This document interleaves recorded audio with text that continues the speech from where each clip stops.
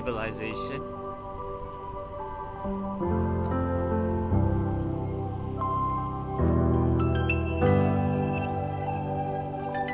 This is the Pocophone 4K video with stabilization using the Atom Gimbal.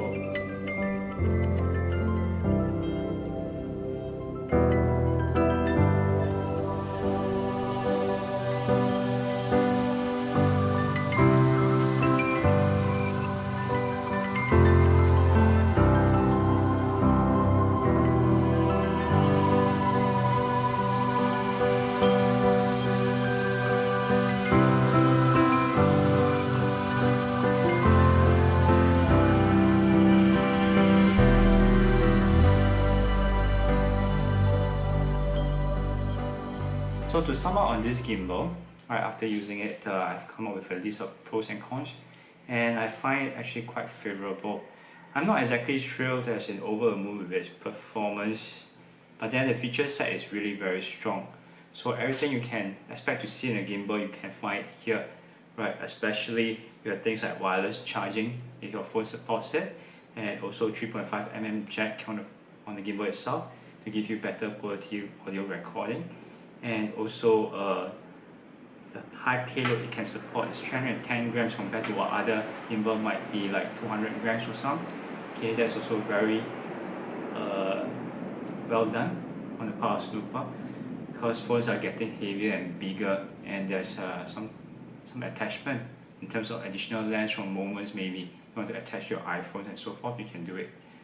Okay, and also build quality on this phone is actually fantastic. I would say it's right up there with other brands from DJI or from Ziyun, yes. So it's actually very comparable as well in that regard. Okay. I also find the customer service quite good, in the sense that even within this app itself, there is a link for you to chat online with one of their customer support officer. Right, and then if you can't, you can drop them an email through the app itself as well. I tried it out, it's actually quite responsive. Responsive in the sense that if you drop them an email earlier in the day, maybe in the morning, right, you can expect a reply from them by the after a few hours, I would say. Okay, but how much things they can do for you is another matter altogether. Setup wise is easy, right? You do not need to turn a knob here and there like other gimbals. You can just place your phone directly on the gimbal, make sure it's centered, okay, and then just power on, it will work automatically. Bluetooth connection is also very strong, so I've not faced a misconnection or disconnection of the Bluetooth ever. Cons of this gimbal, okay, which I found out after extensive use. Okay, first thing off is the software. There is a problem with software in the sense that when you are in a time-lapse mode, okay, there is uncontrolled panning motion of the splinter to the left or right. It is unintentional at all. So what's result is that after waiting for a few minutes for the time lapse, maybe half an hour even, you'll find the footage might not be able to use.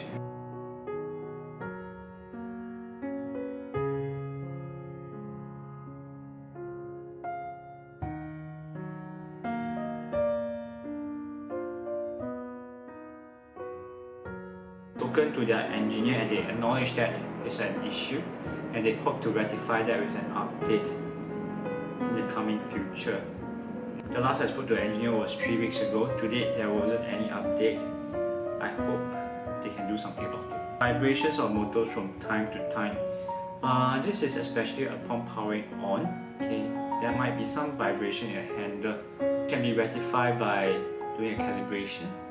Okay, horizontal and also tip calibration. So I hope that works out. The problem I have with this feature of audio is that the supplied cable here is a bit short. Okay, so you're supposed to actually connect this cable in the jack here and then to your mobile phone jack. So you can see that for my Huawei, the mobile jack is actually in front, So if I connect this over here, there's no way it can actually reach the jack on the phone. So this is suitable for phones which have audio jack below. Okay, so they can be connected in this manner over here like that. Like most iPhones and also Samsung Galaxy phones.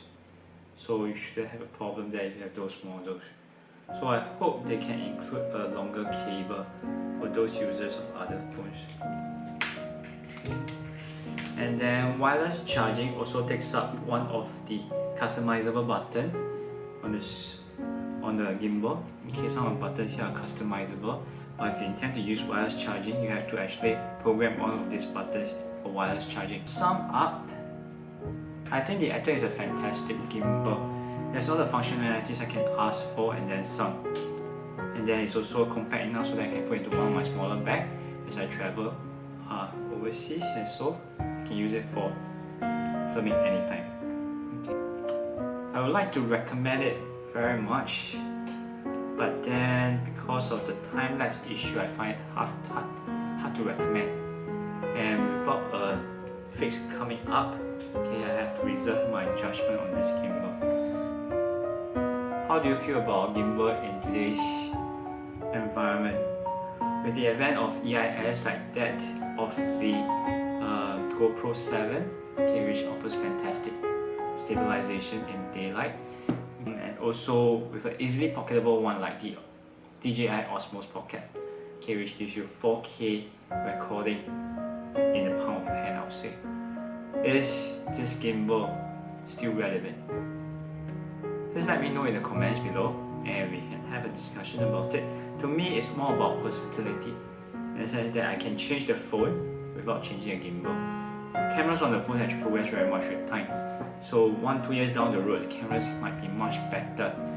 In the case of DJI Osmos Pocket, maybe I have to replace the whole device.